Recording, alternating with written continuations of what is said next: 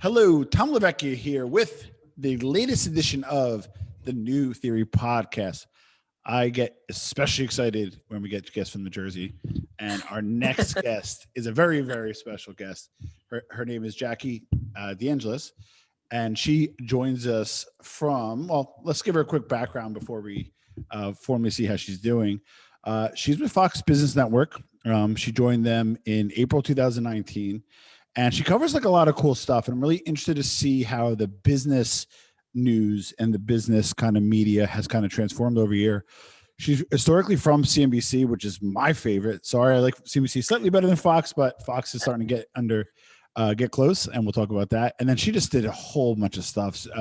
Director of Strategic Programming. Jackie, welcome to the New Theory podcast. How you doing today?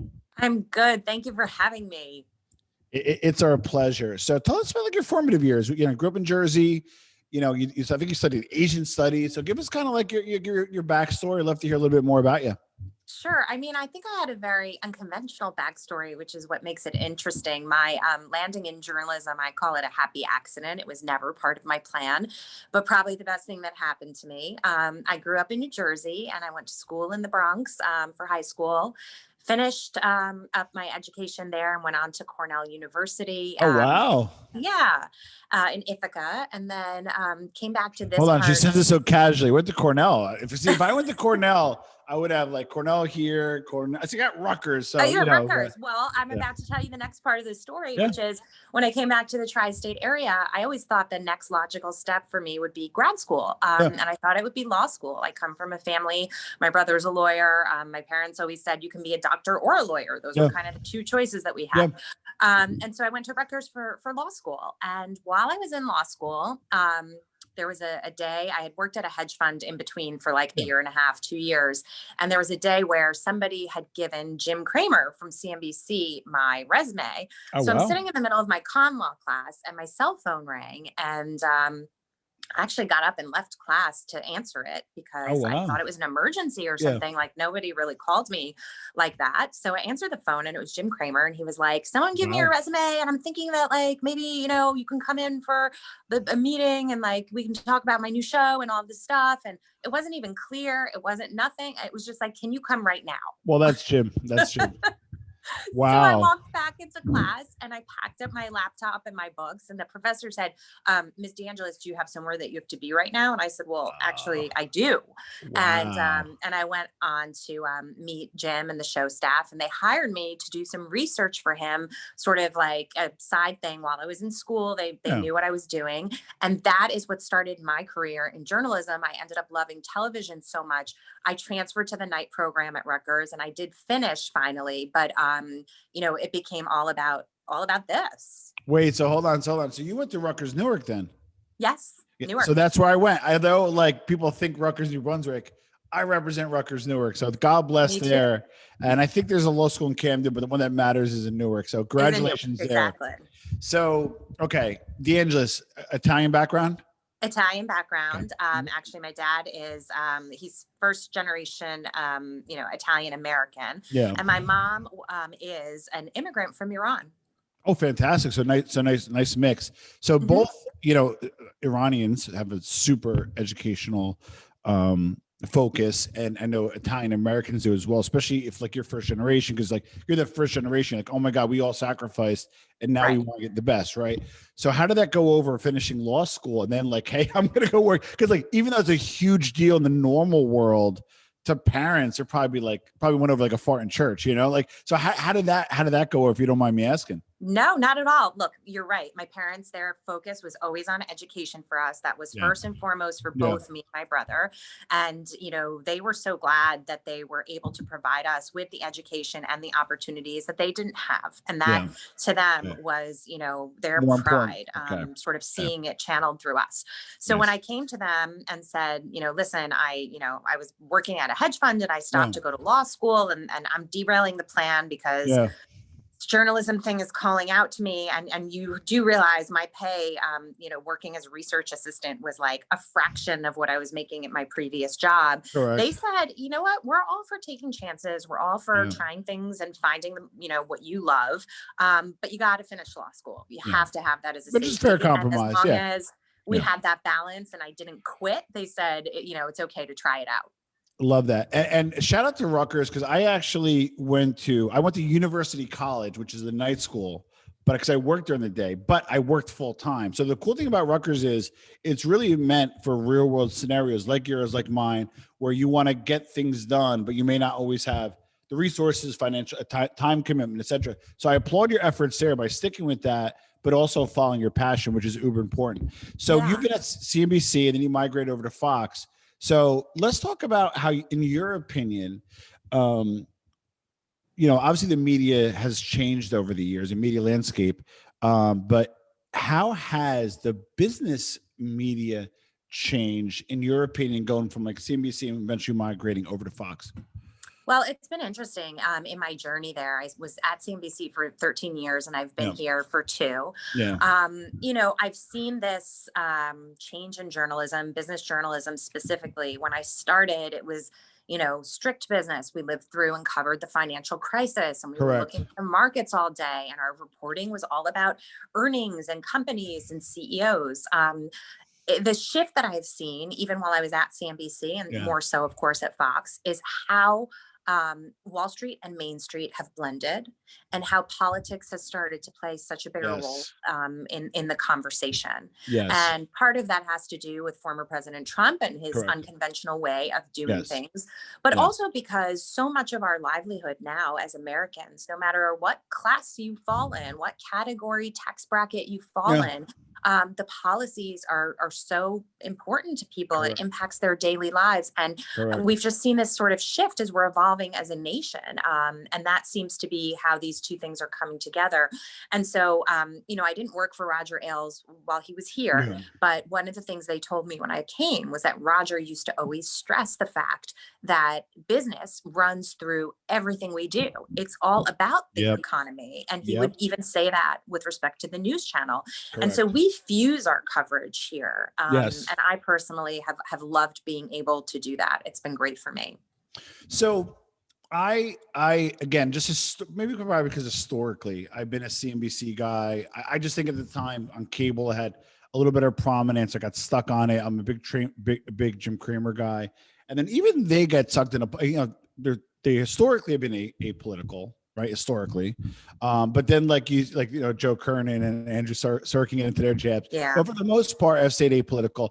And I would argue even Fox, even though Fox is historically known to be, let's say, right-leaning, and I'm going to get crap for saying this, I found Fox Business to be historically pretty fair, in my opinion. That's one guy from Jersey's opinion. But what are your thoughts on how Fox Business handles, the business media in this current environment?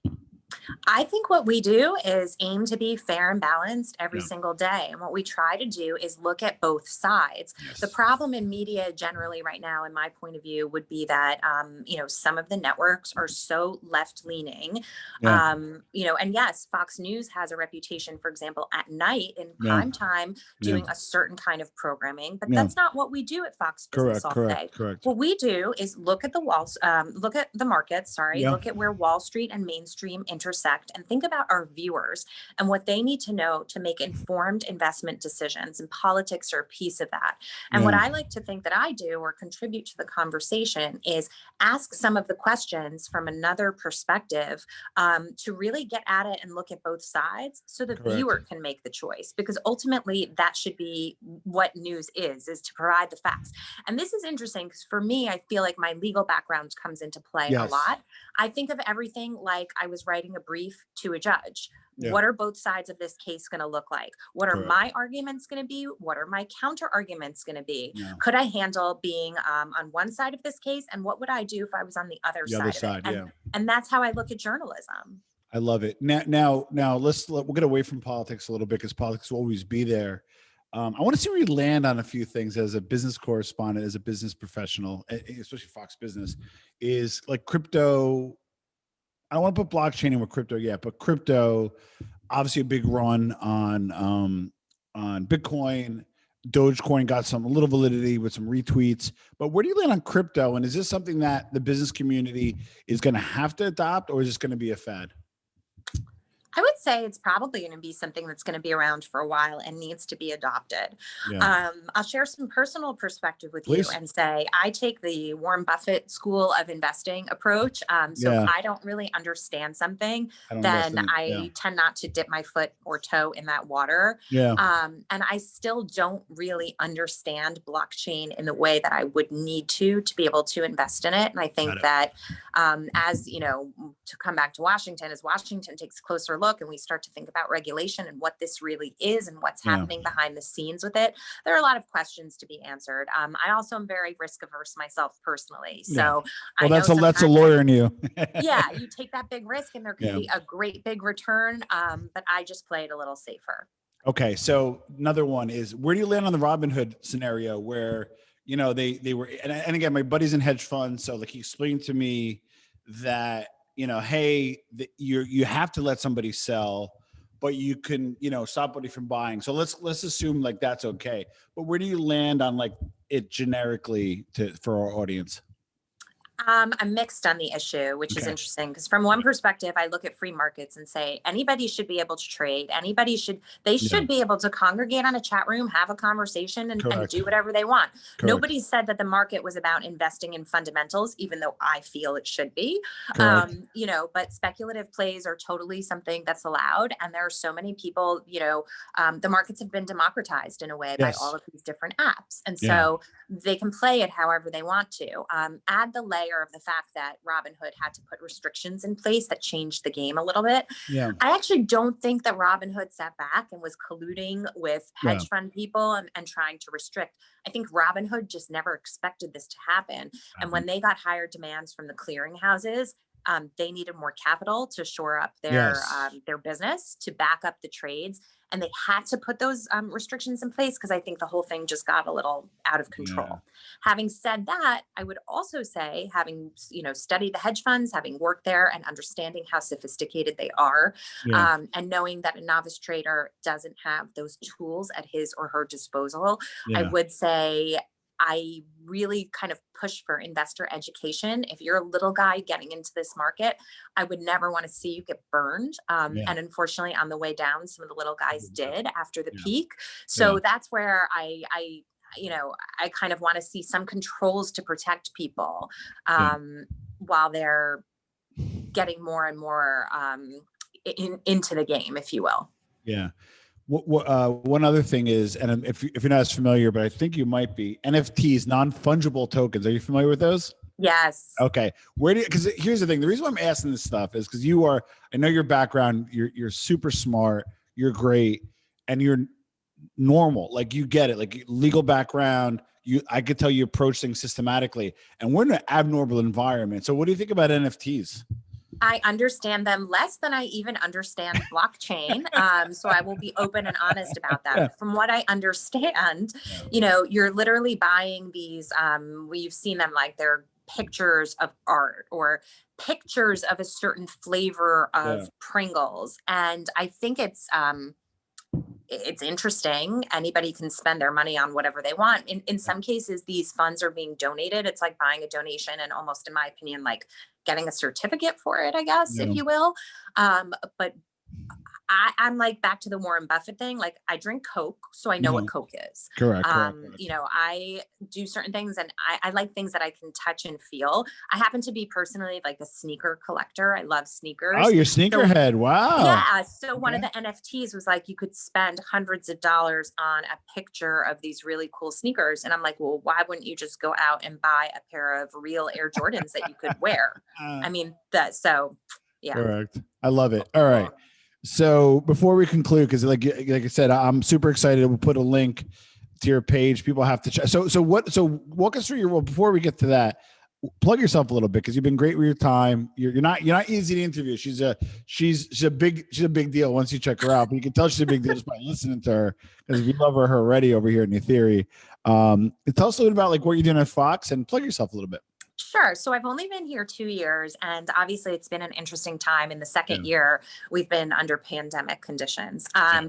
If there's anything you need to know about me, it is that I am a cautioned risk taker. So I, Okay. weigh both sides of the coin. I take calculated risks.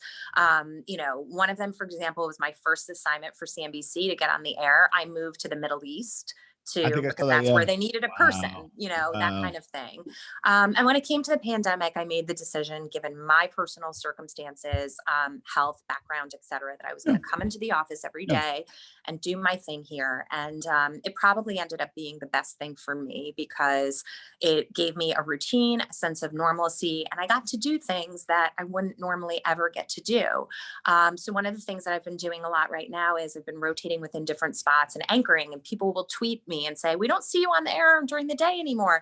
It's because I have been having the amazing opportunity to sub in for a lot of these shows. So like last week I did mornings with Maria. This Oh, week you wow. had me at 5 o'clock on our new show, Fox Business Tonight. Wow. And, I've had an opportunity to sit in for Neil Cavuto. I mean, these are people that I've Yeah. looked up to for my Yeah. whole career. They're my mentors. Yeah. And so it's been this amazing period, a shift for me, a chance to learn more, to flex new news muscles for Yeah. myself. Yeah. Well, what's interesting is, and I'm not going to get into politics of the each, but you generally see really strong people go from CNBC to Fox. Yourself, Maria. I don't know where Charlie Gasparino. I don't think he's there anymore. He's But with us. He's with us. he went Gaspo's with over. us. We've got Liz Clayman. Neil was at CNBC a long Yeah. time ago. Melissa, it's bothering me right now. And I know she may not be there, but right, Melissa Francis. Yes, and a whole bunch of strong people. So it's interesting that I think Fox Business gets overlooked. So before we conclude, actually, one more question before we conclude. So, what question didn't I ask you that you wish I did?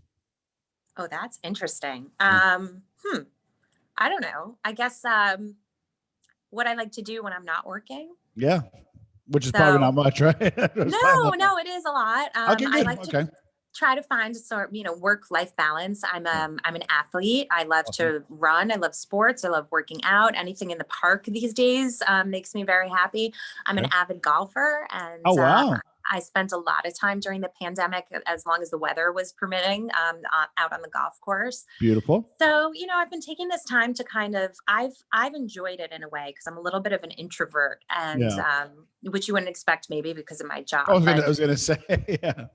I've taken the time to spend time with my family, spend time with, a limited group of friends, and really just enjoy that and cherish it, because there's so much in our day-to-day normal lives, as we would call it, that, where we're too busy. We don't have time. We don't make time. And this has been a nice time to, stay healthy and try to do that. And also to practice some self-care. Yeah, and then that's super important. So in conclusion, because I always try to conclude, right? But when I have a really great guest like you, I have super ADD. Something pops up. I was like, ask her one more question. So tell Emily, you're a great guest. I need to maximize your time. So my I guess my final thing is, with the pandemic, and again, if you're an entrepreneur like me, small business owner, Fox Business is not. And if you think it is, you're almost like not giving it a chance. It's meant for your entrepreneurs. It's meant for your small business owners, because you got to watch to see what the markets do. Because what the markets do, the financial markets follow. And then when you need your line of credit, when you need your PPP and all this other kind of stuff, the genesis is from there. It could be predictive, but also gives you some great advice. So Fox Business, we love, right? I also would like to know is, let's say you wake up, whether it be in your email, old school newspaper, digital, what are some financial resources or business resources you recommend to our audience that you maybe take from 6 a.m. when you wake up before your jog, on email, all the way to closing your phone at night? What are some resources our people could check out that you endorse or use yourself? Listen, I go back to my Warren Buffett way of investing. The resources that I use are very basic, but I get everything that I need from them. So the first thing that I do when I wake up in the morning is check the Wall Street Journal. Just do a regular spray of what's happening in the markets and also in politics, and what are people going to be talking about today.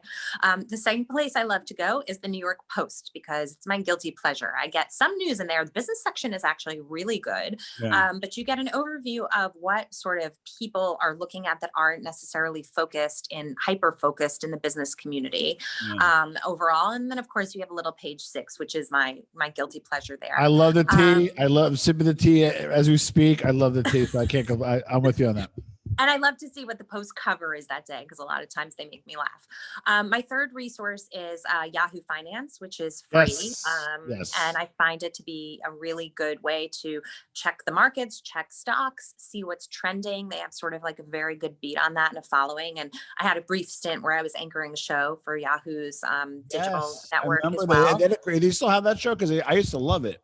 Yeah, no, they're still on. They're still streaming. They're still doing their thing. So that's a resource that I use. Nice. And then of course I use our internal resources as well. But I sort of really feel like it's limited. But those three things kind of give me everything that I need in the morning. And then of course, I'll go to the Times if there's something I need to read there, and I'll go to the Washington Post. But those are not my go-to sources. I love it, and you spread the gamut. So, and I want to say one more thing. Go ahead. Go ahead. Regarding Fox Business, what I think is so great about our programming is that, look, my parents watch whatever channel I'm on. So they used to watch CNBC, and now they watch Fox Business, although they are big Fox News fans. And they say, we love the fact that we get to see you on Fox Business, and now we're watching this all day because we get a little bit of everything that we need.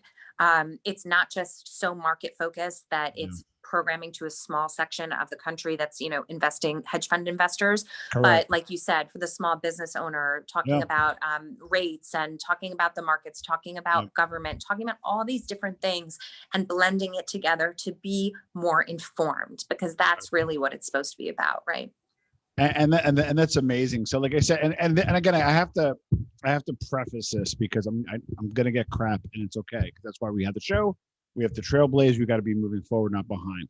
So regardless of where you land, okay, on the political spectrum, and don't get me wrong, there may be a show or two that may be leaning one way or another. That's everywhere. Get over it. In terms of Fox Business, I love it because it is credible. They have some great resources on there. And then to be honest, I would say the last 3 to 5 years, including Jacqueline, they really stepped their game, because 8-10 years ago, to be honest, I don't know if I could say that. I kind of felt it was stodgy. I felt it was for the older Wall Street white executive. Now it's like diverse. Now you have a different, schools of thought. And I think it represents American business. So Jackie, how can people find you? Well, they can find us on traditional TV. You can also sign in and be watching it on your phone using your cable subscription login. And, we post our clips online. So for example, if you want to see some of the work that I did on Mornings with Maria last week, you can go on the webpage and there's 5 or 6 segments there. And each show is doing that and updating it daily. So you can get a free dose of it as well. We're also working on our app. So I encourage everybody to download that and see what resources are available. And that's kind of in conjunction with how the programming has been developed. We have some new management here, new members of the team like me, for example, and we're doing new, creative, innovative things. And somebody once asked me, as a journalist, or if you have an hour that you're anchoring, what do you think it is that makes people want to watch you? And I said, well, to me, what makes me want to watch other people and give them an hour of my time that I consider so precious is that I want to rent their brain. I want to learn something that I didn't know before. I want to walk away from a show and in a very basic way. I don't want anybody talking down to me or speaking over me. I want you to break it down in a simple way and explain to me what the issues are. And I know that's what I try to do every day, and my colleagues do as well. I love it. Final question: Taylor ham or egg roll? Oh, egg roll. I mean, no, it's Taylor ham or pork roll. Sorry, Taylor ham or pork roll. Well, that's a different question. I let a brain fart. Taylor ham or pork roll? Taylor ham. Thank goodness. We'll put the link to Jackie's site below. Check her out on Fox Business. Jacqueline DeAngelis. Jacqueline, thank you so much for being on the New Theory Podcast. Oh, thank you for having me. This was a lot of fun.